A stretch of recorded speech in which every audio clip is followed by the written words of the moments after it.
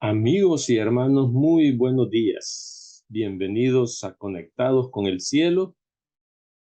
Y bueno, llegamos ya a nuestra última lección de este trimestre. Última lección de el tema general que hemos tenido en el crisol con Cristo. Esa ha sido la lección, el tema a lo largo de estas 13 semanas. Y hoy pues llegamos a la última lección de este estudio, que ha estado muy interesante. Pero antes de meternos al estudio de este día, vamos a tener una oración para poder pedir, como siempre lo hacemos, la guía del Espíritu Santo. Padre nuestro que estás en los cielos, gracias te damos, Señor, por un nuevo día, por una nueva semana que nos das, un nuevo día donde podemos estudiar tu palabra nuevamente. Y como siempre lo hemos hecho, Padre, pidiendo que tu Espíritu Santo pueda guiarnos en el estudio. Hoy, Señor, venimos y suplicamos nuevamente la guía de tu Santo Espíritu, que pueda guiarnos durante este estudio. Ese es nuestro deseo, que nos des la sabiduría, que nos des el conocimiento para poder aprender en este último tema del crisol con Cristo. Gracias, Señor, porque durante todas estas semanas no hay duda que has estado enseñándonos, has estado instruyéndonos y hemos aprendido mucho, Señor, acerca de las dificultades y cómo debemos enfrentarlas para superarlas. Bendícenos, Señor, y quédate con nosotros en los próximos minutos. Lo suplicamos en Jesús. Amén. Lección número 13. Cristo en el crisol. Esa es la lección para esta semana. Cristo en el crisol, y la lección para hoy, domingo 18 de septiembre, los primeros días. Ese es el título para la lección de hoy, domingo, los primeros días. Y como normalmente, bueno, no normalmente, pero como comúnmente decimos, vamos a cerrar nuestro estudio de este trimestre en esta semana. Lo vamos a hacer con broche de oro, como decimos. Y es porque esta semana vamos a estudiar a Cristo en el crisol. Algunos tal vez se podrán preguntar, ¿y por qué no estudiamos de Pablo? Si Pablo sufrió mucho durante su ministerio. Sí, pero Pablo sufrió trabajando en la obra, trabajando en el ministerio que le fue encomendado por Dios, ¿verdad? Entonces, y el estudio del trimestre fue acerca de los problemas, las dificultades que nosotros enfrentamos diariamente. Y Cristo, Jesús, cuando estuvo en la tierra, enfrentó dificultades desde un principio, desde el momento en que nació. Acordémonos que lo quisieron matar, ¿verdad? Los 2, 3 días de haber nacido, ¿verdad? Quisieron matar a Jesús. Pero vamos a ver el estudio de hoy de los primeros días. Y así como Jesús es nuestro mayor ejemplo, nosotros seguido decimos que Jesús es nuestro mayor ejemplo. Jesús también pasó por diferentes crisoles durante su vida. Y en Hebreos 4:15, allí encontramos algo que podemos decir debido a estos crisoles que Jesús pasó. Esta cita de Hebreos 4:15, podemos decir con seguridad de que Jesús fue tentado en todo según nuestra semejanza, pero sin pecado.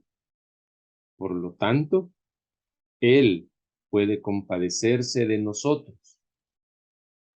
Eso nos dice Hebreos 4:15, ¿verdad? Jesús fue tentado en todo, dice, según nuestra semejanza. ¿Por qué nuestra semejanza? Porque Jesús se hizo hombre como cada uno de nosotros.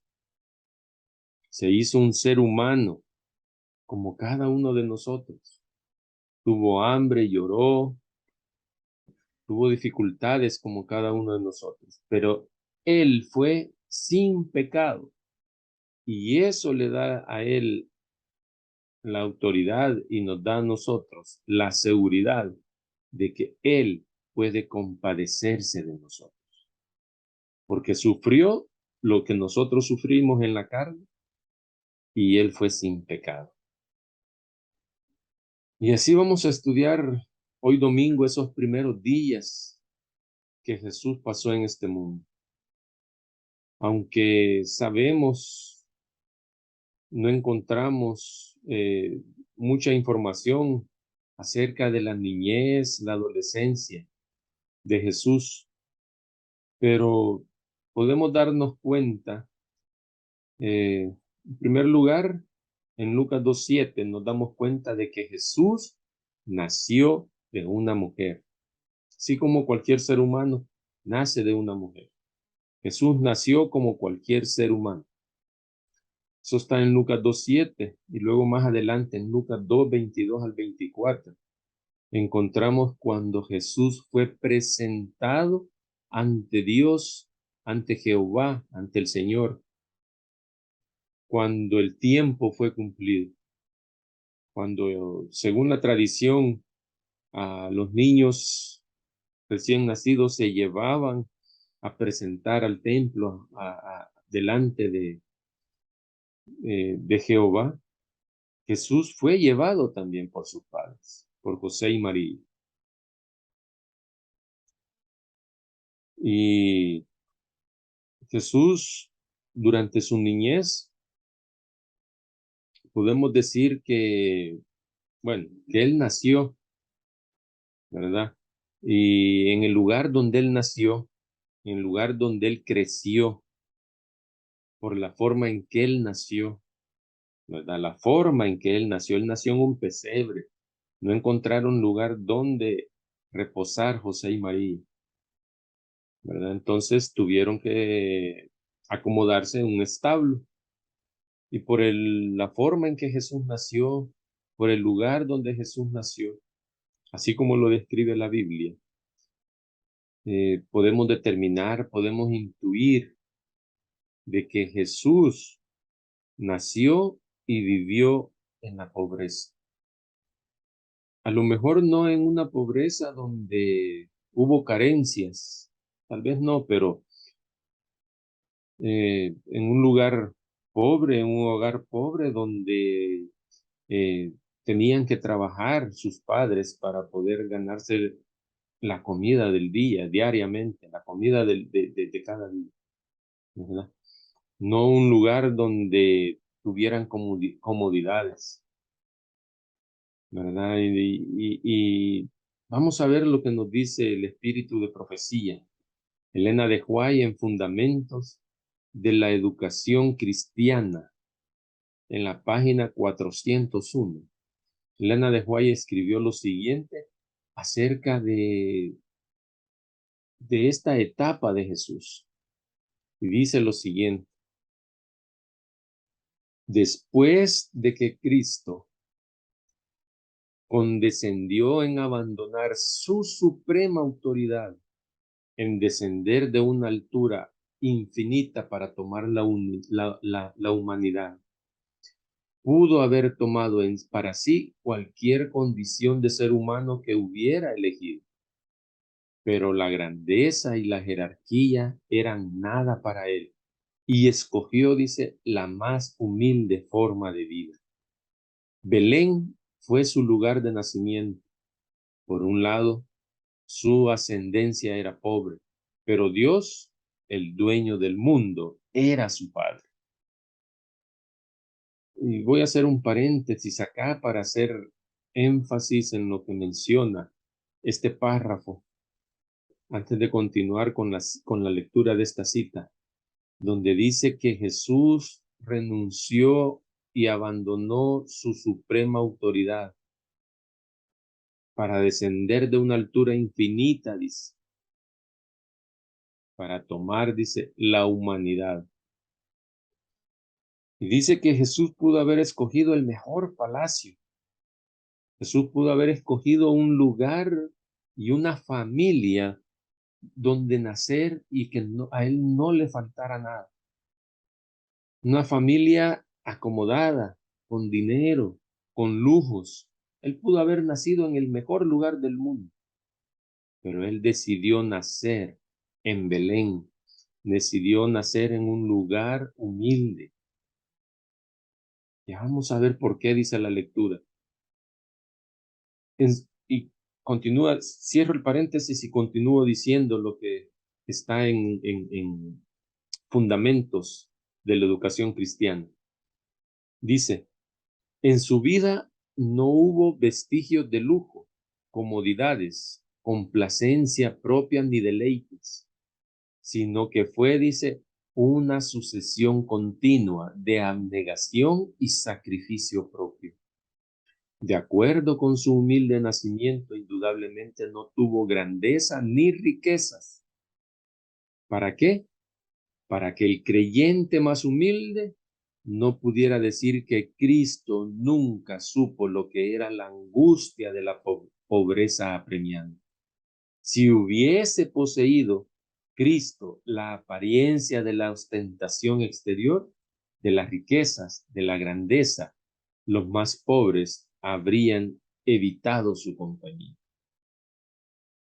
Por eso dice, Jesús escogió la condición humilde de la gente mucho más numerosa. La verdad de origen celestial había de ser su tema. Tenía que sembrarla en el mundo y vivió de tal manera que era accesible para todos, para que la verdad sola impresionara los corazones humanos. Qué lectura más impresionante, la verdad. Jesús no nació, dice, en un lugar con riquezas, no tuvo grandezas. ¿Por qué? ¿Por qué pasó eso? Porque de esa manera el creyente más humilde, dice, no iba a decir que Cristo nunca supo de la angustia de la pobreza. Y además, si él hubiese poseído eh, riquezas, si él hubiese poseído un estatus social, un estatus económico diferente, superior, elevado, si hubiera nacido en una clase alta, por decirlo así, dice que los más pobres habrían evitado su compañía. Es eso lo que pasa en este mundo. Las clases están muy marcadas, bien diferenciadas, donde los más ricos no se relacionan con los más pobres.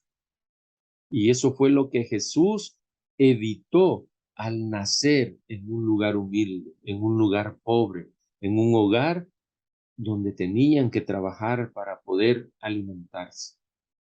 Jesús no tuvo comodidades, fue para eso, para evitar que los creyentes humildes y pobres no, no evitaran acercarse. Interesante, ¿verdad? Y muy, o sea, impresionante lo que dice Elena de White. Y así como cualquier otro ser humano, Jesús vivió en esta tierra contaminada del pecado. Pero nosotros sabemos que él pudo vivir sin mancha alguna. Él pudo vivir sin pecado en este mundo. Y es que pudo verse una diferencia marcada entre él y los demás niños de su edad. Tal como lo describe Elena de White siempre, en el mismo libro, en Fundamentos para la Educación Cristiana, siempre en la página 401, ella escribió lo siguiente acerca de, acerca de esto, de la diferencia que se marcó entre Jesús y los demás niños. Dice Elena de White, el contentamiento de Cristo en cualquier circunstancia provocó a sus hermanos. Imagínense, Cristo Jesús, a pesar de cualquier circunstancia, siempre mostró contentamiento. ¿No es eso lo que hemos estudiado durante esta semana? Jesús mostró contentamiento a pesar de cualquier dificultad, cualquier circunstancia. Él mostró contentamiento, ¿pero por qué? Porque él estaba conectado con su Padre Celestial. Y así como él dijo, mi paz os dejo, y que nos da de su paz, que no es la paz, la misma paz que del mundo. Esa paz y esa tranquilidad que viene del cielo es totalmente diferente y es la que nos ayuda a estar tranquilos a pesar de cualquier circunstancia negativa en nuestra vida. Y eso era lo que Jesús mostraba contentamiento, dice. Y eso dice que provocó a sus hermanos. No pudieron, dice la lectura, no pudieron comprender la razón de su paz y de su serenidad. Y ningún argumento suyo lograba inducirlo a participar en planes o arreglos que tuviera alguna huella de vulgaridad o de culpabilidad. ¿Qué hacemos nosotros cuando somos inducidos a participar en reuniones así donde no se habla, donde no hay temas, donde hay pláticas inmorales? ¿Qué es lo que hacemos nosotros? ¿Nos dejamos inducir o logran inducirnos a esas reuniones? En cada ocasión, dice, se apartaba de ellos, afirmando claramente que engañarían a otros y que no eran dignos de ser llamados hijos de Abraham. Debía dar tal ejemplo que los niños más pequeños, los miembros más tiernos de la familia del Señor, no verían nada en su vida o carácter que justificara alguna mala acción. Si Jesús hubiera participado, él hubiera dado lugar a que los demás niños de su edad también lo hicieran, ¿verdad? También pudieran justificar las malas acciones. Eres demasiado quisquilloso y peculiar, le decían los miembros de su propia familia. ¿Por qué no ser como los demás niños?, le decían. Pero esto no pudo ser, porque Cristo había de ser señal y prodigio desde su niñez, desde su juventud, en cuanto a la estricta obediencia e integridad. ¿Qué enseñanza más grande la que sacamos de esta lectura? Fundamentos de la educación cristiana, dice, página 401. ¿Por qué no ser como los demás niños?, dice. Pero esto no pudo ser porque Cristo había de ser señal y prodigio desde su juventud en cuanto a la estricta obediencia e integridad. Está la diferencia marcada entre Jesús y los demás. Jesús cuando era niño, esa fue la diferencia. Jesús no se involucró, dice, en momentos así, en reuniones donde lo que iba a hablarse eran vulgaridades. Él no se mezclaba. Sus mismos hermanos, su misma familia le decía que era demasiado quisquilloso y peculiar. Le decían que por qué no podía ser igual que los demás niños. Ahí estaba la diferencia. Jesús sabía para qué había venido a este mundo. Y no es porque él tuviera la divinidad. Él era humano como cada uno de nosotros. Pero él estaba siendo enseñado por sus padres de una manera tal que él mantuviera una estricta obediencia e integridad. De esta manera, mis hermanos y amigos, nos hemos introducido a los primeros días en la vida de Jesús. Continuaremos a lo largo de esta semana, de los próximos días, estudiando acerca de Cristo en el crisol. Los invitamos para que el día de mañana podamos estar juntos nuevamente para poder estudiar nuevamente una parte de la vida de Jesús y veamos cómo Jesús sufrió también en sus crisoles. Jesús tuvo dificultades, pero él venció. Y eso es lo que vamos a estudiar durante esta semana. Que el Señor te bendiga durante este día. Ese es mi deseo. Te esperamos el día de mañana a Conectados con el Cielo. Hasta pronto.